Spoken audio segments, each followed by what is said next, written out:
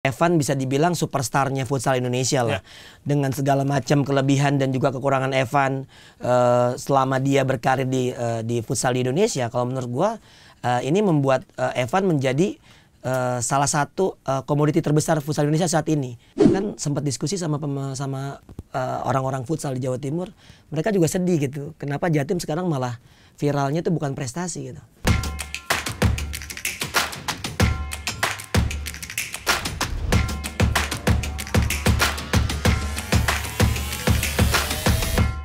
Halo Bola Lovers, selamat datang di episode terbaru Futsal Talk bersama dengan saya Reza Pradita dan juga Coach Donzol. Atau yang akrab disapa dengan duo DSB. Apa tuh? Duo sering bungkus.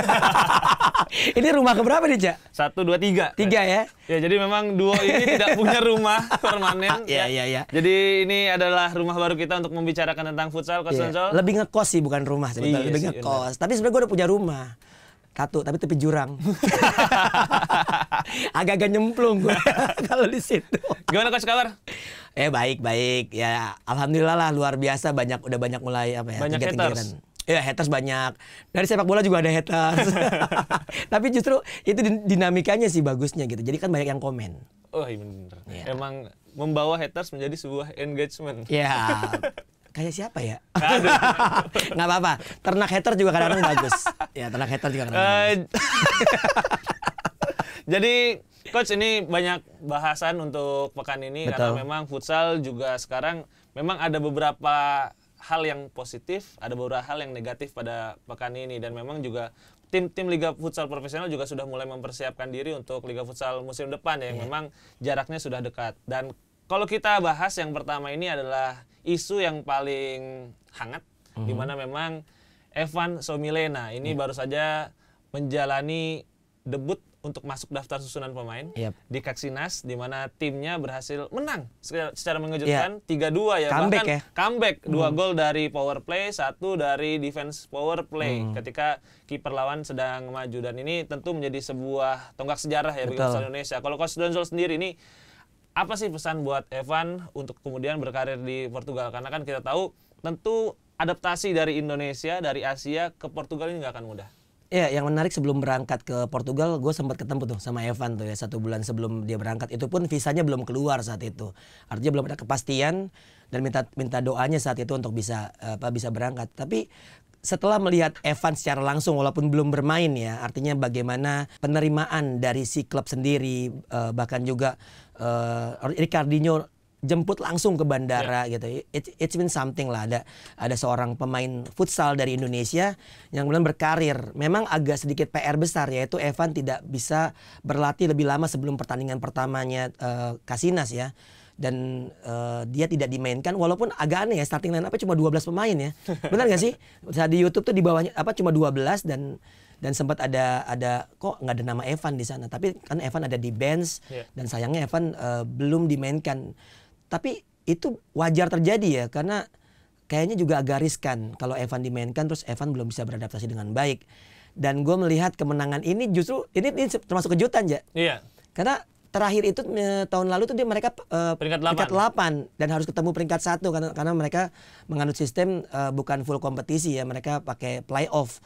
Nah, dibantai lah tuh sama Sporting dan di 2 pertemuan, dan gue melihat Evan berada di track yang benar ya, karena menurut gue kalau seorang pemain baru jangan langsung di klub besar, supaya menit bermainnya tuh dapat lah seperti itu, dan Evan bisa menunjukkan bahwa ada pemain Indonesia yang layak untuk bermain di liga sekelas Portugal. Liga Portugal itu nomor 2 terbaik di UEFA ya. Iya, setelah Liga Spanyol ya. Betul. Karena Rusia kan sekarang lagi di banned tuh, nggak bisa main. Betul, nggak bisa main. Gitu. Dan kalau Coach Donzol sendiri nih melihat sebenarnya tantangan terbesar buat Evan apa nih? Apakah skill, apakah iklim, apakah kemudian menyesuaikan dengan skema tim? Karena kalau kita lihat ini kan Liga Portugal dengan Liga Indonesia ya, terlepas Liga Indonesia ya levelnya udah lumayan bagus lah kalau buat di Asia Tenggara dan juga Asia. Tapi kalau kita lihat Liga Portugal kemarin mainnya gila sih Coach. Ini Kaksinas loh, maksudnya tim papan tengah loh. Tapi kalau kita lihat bagaimana intensity permainannya itu benar-benar full flow, tidak ada banyak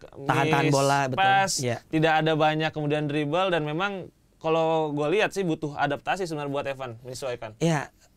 kita tahu bahwa cara Evan bermain pun lebih menahan bola sebetulnya ya, bagaimana memperlambat bola untuk mendapatkan support dari flank.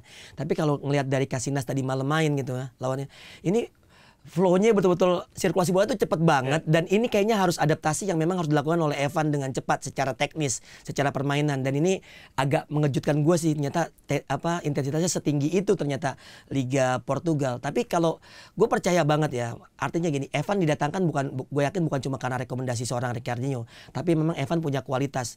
Evan bisa aja jadi senjata lain yang mungkin secara posisi kan Evan kan pivot. Bagaimana proteksi bola dia juga tentu akan dimanfaatkan oleh Casillas dengan sangat baik. Tapi gue sangat menunggu banget sih sebetulnya. Cuman sayangnya habis Benfica langsung Sporting. Ya agak PR gitu, kayak nggak napas langsung ketemu. Dan tapi gue berharap mungkin ada menit bermain yang Evan dapatkan, walaupun tentu dengan catatan Evan udah siap ya. Jangan sampai juga nanti malah blunder atau apapun itu malah mengakibatkan mentalnya down. Jadi menurut gua take a time aja dulu buat Evan, santai aja, adaptasi. Kalau iklim di sana juga Portugal termasuk anget ya. Khususnya tempatnya Evan karena pinggir pantai ya, dekat McDonald juga. Jadi kalau misalnya homesick tinggal mancing ya. Ya tinggal. Kebetulan ada acara mancing mania juga di sana gitu.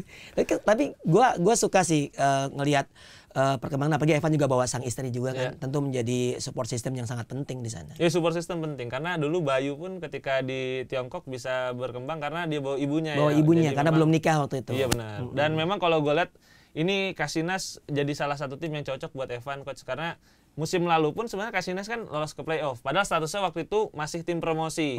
Walaupun memang peringkat 8 dari 12 di musim reguler, tapi kan seenggaknya ini bukan tim yang kemudian Evan harus ngegendong atau bahkan Evan yang kemudian tidak mendapatkan menit bermain. Nah ini kan pas nih di tengah-tengah gitu. Jadi kalau kita lihat sebenarnya Evan tinggal menyesuaikan sih. Dan gue setuju sama kata lu, coach. Jadi bukan berarti karena Evan banyak menguasai bola ini nggak akan cocok dengan sistemnya Casillas. Karena butuh pemain yang secara sistem agak beda gitu. Jadi buat jadi pembeda di tim, dan Evan pun pasti akan berkembang. Karena sebenarnya tipe seperti Evan kan juga banyak ya di futsal Eropa ya. Ada yang kayak Ferrao, ada yang kayak Diego. Jadi memang kalau kita lihat sebenarnya Evan masih beradaptasi. Dan kalau lu lihat sendiri, coach, apa aja sih sebenarnya pengaruh Evan buat Casillasnya sendiri nih? Karena kan kalau kita lihat Casillas sampai bikin IG baru loh. Buat ngomongin Evan. Betul. Ini ya sebetulnya gini ya, ini memang dinamikanya kalau lo ngambil pemain asal Indonesia dan tentu dengan pemberitaan yang sangat luar biasa, apalagi Evan bisa dibilang superstarnya futsal Indonesia lah. Dengan segala macam kelebihan dan juga kekurangan Evan selama dia berkarir di futsal di Indonesia, kalau menurut gua ini membuat Evan menjadi salah satu komoditi terbesar futsal Indonesia saat ini. Kalau dulu kita punya BBS dan Runtuh Boy, dan gue melihat sekarang Evan adalah pemain nomor 1 Indonesia, bukan cuma karena dia bermain di Liga Eropa, tapi bagaimana kontribusi yang sangat luar biasa baik itu saat di Black Steel maupun di Timnas Futsal Indonesia. Dan kita tahu bahwa Evan bahkan dibilang sekelas dengan Osaman Musa lah ya, yang sekarang bermain di Liga Spanyol, dan mungkin ini bisa menjadi pintu juga untuk pemain-pemain lain.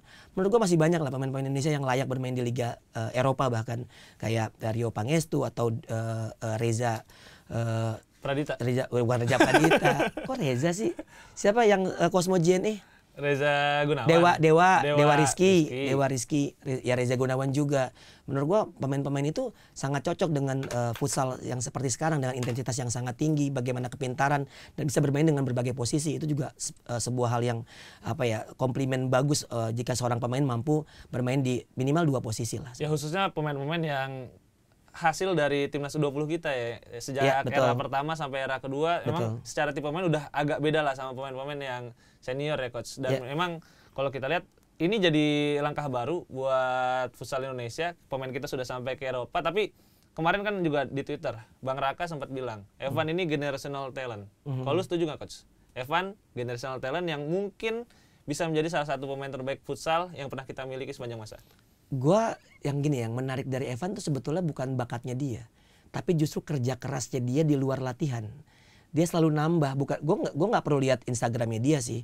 Artinya gini, gue ngobrol sama dia mengatakan bahwasanya latihan-latihan tambahan yang membuat dia jadi seperti ini. Bahkan pada saat cedera, bagaimana kemauan dia untuk pulih itu lebih cepat daripada pemain-pemain lain. Jadi di Indonesia itu sebetulnya gini, kalau buat bakat sih banyak banget ya. Gue udah ngelatih dari Aceh sampai Papua. Kalau gue melihat bakat, sebenarnya jujur aja Indonesia ini nggak bakal kekurangan bakat. Makanya kita bicara sepak bola atau futsal, kita tuh salah satu yang terbaik gue rasa di Asia kalau secara bakat. Tapi bagaimana kemauan untuk menambah jam latihan di luar latihan yang memang dari klub, atau juga bagaimana saat kita lihat deh bagaimana habitnya Ricardinho, kita banyak viral di TikTok atau di Reels Instagram pada saat bertanding atau latihan dia masih ikut latihan sambil memperhatikan apa yang terjadi di lapangan. Itu kan sebuah attitude ya. Itu yang jarang banget dimiliki sama pemain di Indonesia, dan Evan salah satu yang jarang itu menurut gue, dan itu yang membuat Evan sampai ke titik sekarang dia dapatkan, dan itu sangat layak bagi Evan. Jadi menurut gue itu pesan yang sangat positif buat pemain-pemain lain. Ya, termasuk Rico Zulkarnain juga pesannya kayak gitu kemarin. Rico Zulkarnain pesannya kepada Evan setelah debut, dia bilang Evan harus bersabar, nikmati waktunya, kemudian melakukan sebanyak mungkin pengamatan ke pertandingan ya, karena sekarang kan dia ada di bench. Ini bench tuh sebenarnya tempat terbaik untuk mengamati pertandingan, dan kalau misalnya masuk tuh sebenarnya enak ya, karena dia udah mengetahui gimana lawannya bermain. Jadi Evan semoga bisa berkarir dengan baik tentunya di Portugal, nikmati waktunya di sana, tetap enjoy, dan untuk netizen tentunya jangan sampai nyerang IG-nya, Coach. Nah itu dia, tolonglah ya netizen Indonesia nih udah paling benar. Yang gue khawatirkan tuh cuma anak-anak bocil-bocil doang gitu loh, yang memang mainin Evan, ya ampun. Emang istrinya tuh semen apaan? Kalau Evan dimainin ya kan. Jadi tolonglah netizen Indonesia support Evan aja, dan juga support Kasinas dengan follow Instagram mereka, dan mereka dapat sponsor juga. Bikin fanbase Kasinas Indonesia nggak? Boleh. Layaknya orang Indonesia pada umumnya ya, selalu seperti itu. Tapi yang menarik salah satunya tuh sebenarnya Liga Portugal aja. Iya. Liga Portugal 2 terbaik Eropa. Mereka masih pakai sistem playoff. Ya Spanyol terbaik juga pakai. Iya, maksudnya gini, kita nih balik lagi kayak gua comparison ke Indonesia. Udah dua musim pakai sistem full kompetisi, tapi awardingnya garing. Setelah sekian lama pengen full kompetisi, sekarang gue berpikir bahwasanya Indonesia masih butuh playoff sih untuk bisa let's say sponsor lebih tertarik lagi, karena nggak bisa cuma murni sport aja, harus ada entertainnya. Ya, jadi mungkin nanti kalau petinggi-petinggi melihat Evan bermain di playoff, mungkin jadi wah kayaknya harus balik nih playoff lagi. Atau mungkin nanti gue yang jadi petinggi aja. Oh, ya. Petinggi apa tuh? Ya lantai 6. Tapi bukan hanya itu Coach yang ramai di pekan ini. Okay. Itu kan hal yang sangat positif dari futsal Indonesia di pekan ini. Tapi ada juga hal yang sangat negatif dari futsal Indonesia di pekan ini. Memang kebetulan kemarin ada video yang viral. Di mana di Porprov Jatim ada salah satu pemain yang kemudian menendang pemain yang sedang berselebrasi. Ada klarifikasi nih katanya dari kan sujud pihak sananya, katanya selebrasinya memprovokasi. Tapi apa yang memprovokasi dari tindak sujud nih Coach? Ini kan hal yang sangat disayangkan. dan gue bilang kenapa akhirnya dia sial, karena kan sebenarnya kalau kita udah sering main futsal, kita sering turun untuk ke grassroots lah. Hal kayak gini nih sebenarnya banyak terjadi.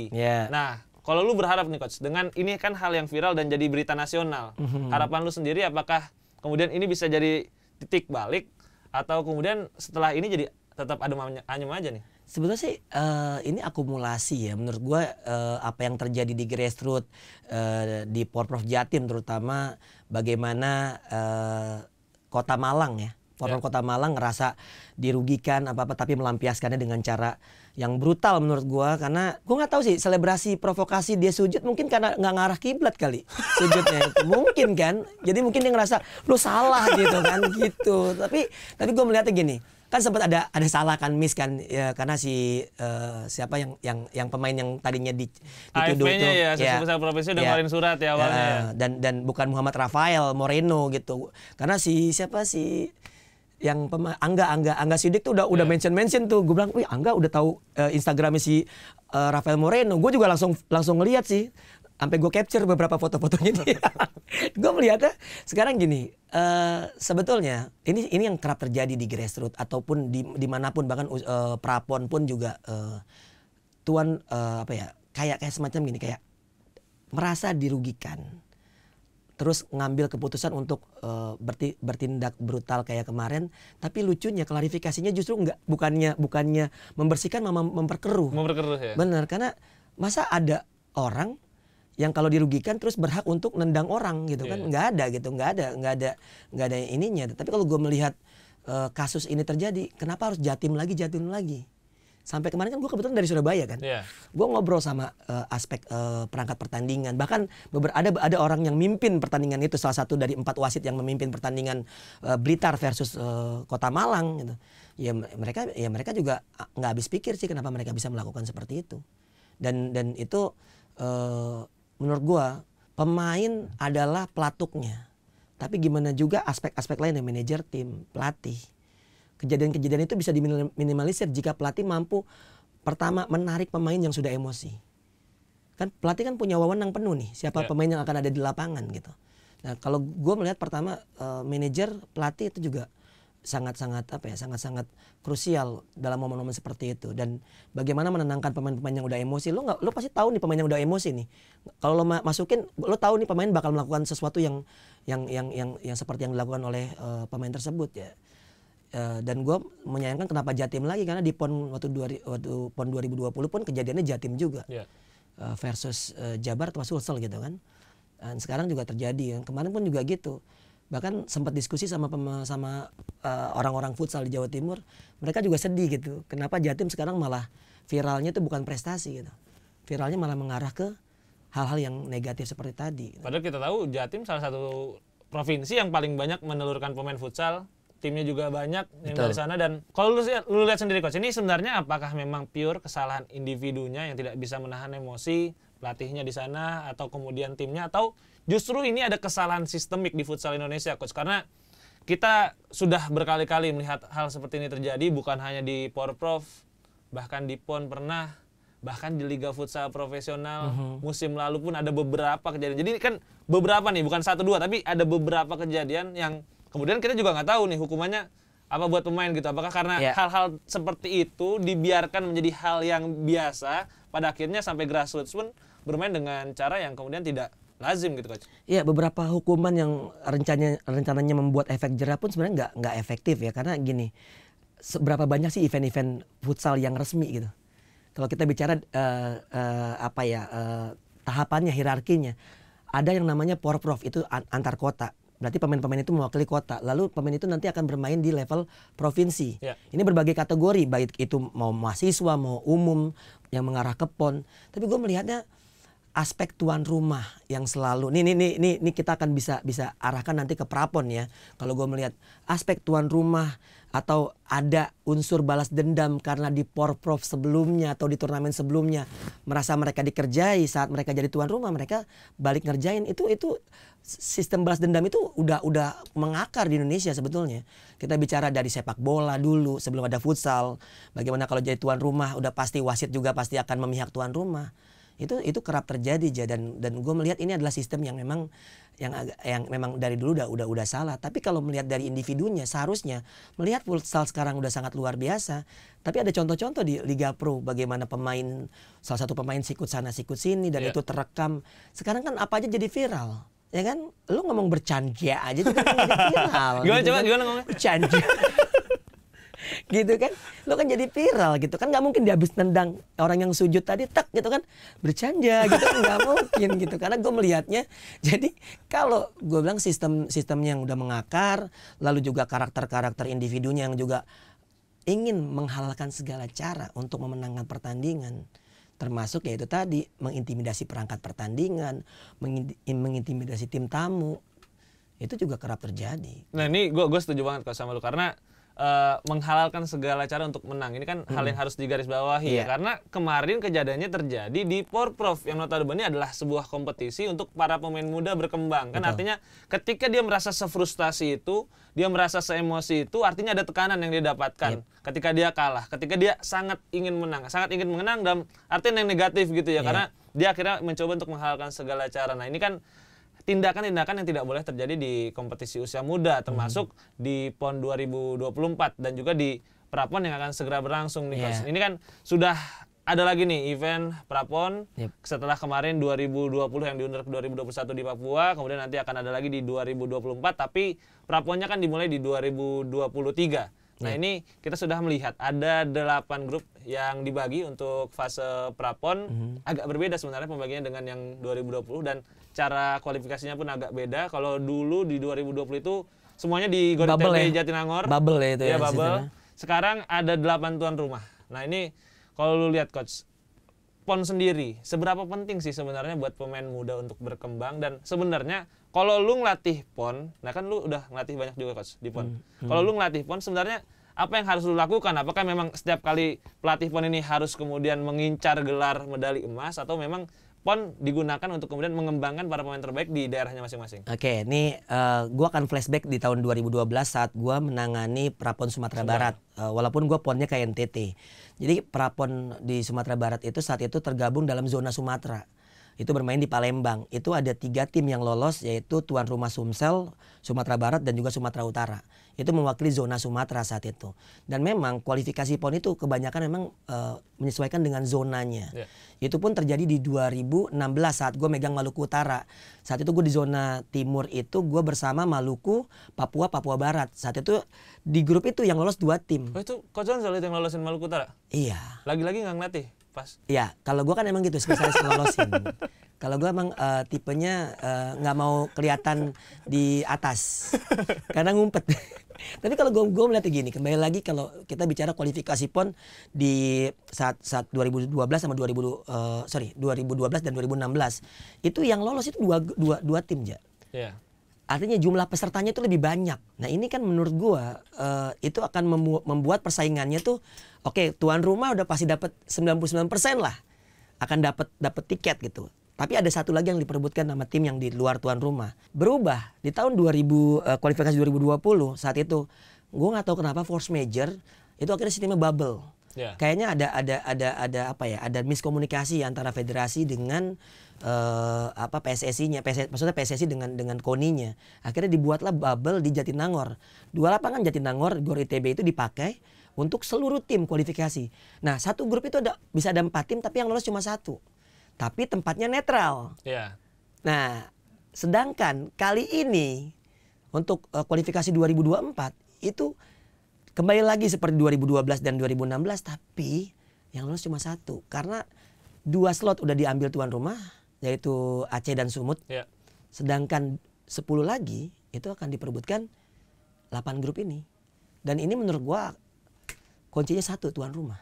Kalau lu tuan rumah itu 99,9% lu akan lolos sih kalau menurut gua. Cuma gua bilang juga kenapa alasannya kenapa tuan rumah akan identik dengan lolos.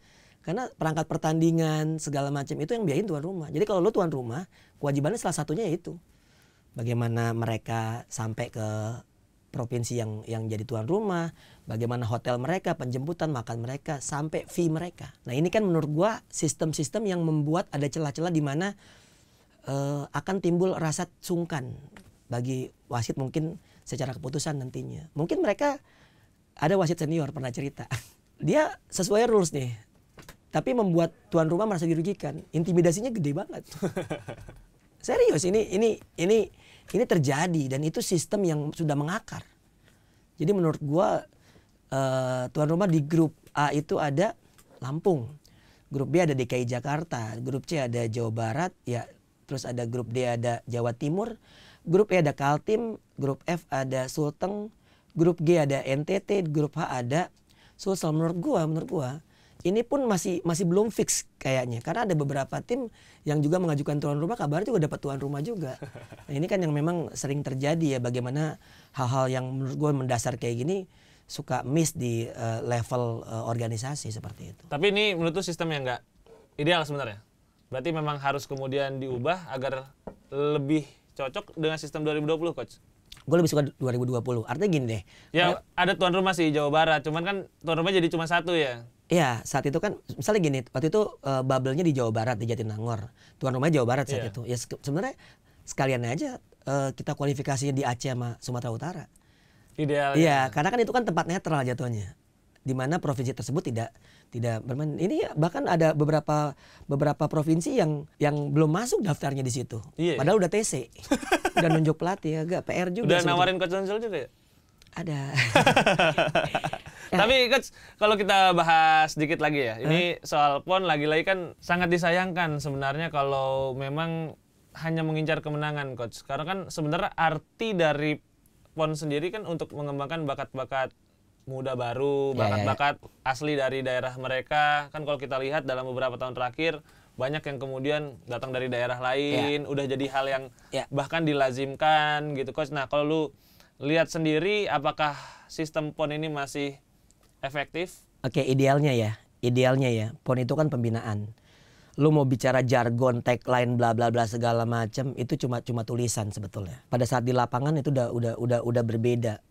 Mereka nggak kebanyakan nggak berpikir bahwa bahwa sekarang tuh lebih gengsi sebetulnya. Kita bicara PON lah, nggak usah. Ini apalagi gengsi kan tahun depan tahun 2024 kok. Seperti yang kita tahu di awal tahun 2024 ada apa? Ada Piala Asia. Iya, ya ada kan? Piala Asia. Ada Piala Sama Asia. beli kalender biasanya awal tahun sih biasanya gue. Tapi kalau gue melihatnya gini, balik lagi ya. Idealnya gini, PON itu menurut gue wajib pemain non profesional. Itu satu. Kalau menurut coach harusnya non profesional Ya, semuanya. itu satu. Mau kategori putra maupun putri menurut gua tuh kategori non profesional. Kenapa? Karena itulah bagaimana kawah candra di mukanya pelatih-pelatih profesional ngelihat bakat-bakat selanjutnya. Seorang Soki Sautlubis itu lahir dari PON. Iya. 2016 Ya kan? di Randi Satria 2012 itu kelihatan di PON. Bagaimana pemain-pemain tersebut sebetulnya menurut gua akhirnya menjadi lokal hero dari provinsi masing-masing. Nah, tapi kan yang terjadi di 2012 Sumsel banyak pemain-pemain Jakartanya, bahkan Sumatera Barat yang di Prapon pun gua pun butuh bantuan seorang Adil Semana, tapi gua ngeliat saat 2012 futsal tuh belum berkembang seperti sekarang. Nah, 2016 kita bicara pemain-pemain Jawa Barat aja masih ada Reza Yamani saat itu yang notabene orang Sumsel. Bener. Dan itu maksud gua Jawa Barat kurang talenta apa gitu kan. Maluku Utara butuh Rio Pangestu dan beberapa pemain Jakarta yang pada saat kualifikasi gua bawa.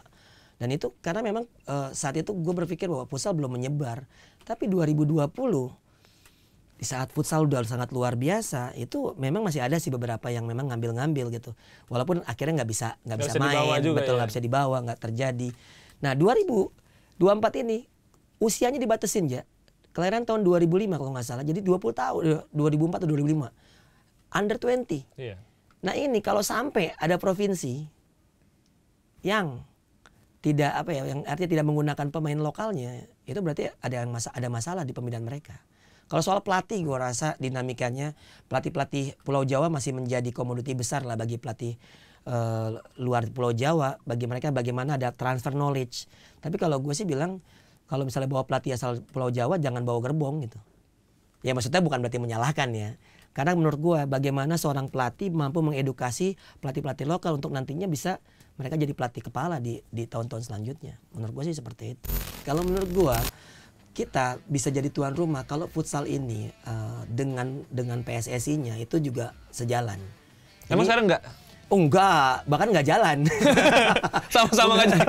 Maksud gue gini, ini kita bicara, kita harus terbuka ya bahwasanya aspek politik juga sangat kental. Sepak bola adalah kendaraan yang paling seksi buat politik. Gimana juga ketua umum PSSI, ada kemungkinan juga bakal ada unsur politiknya. Lalu kita tahu juga ketua Federasi Futsal Indonesia juga merupakan memiliki partai politik juga, dan bahkan mereka juga berseberangan di koalisi yang berseberangan, dan ini pasti ada aspek-aspek seperti itu juga. Karena apa, nggak mungkin juga gue sering bilang lah, pernah bilang juga malu futsal tuh nggak akan lebih besar daripada sepak bola.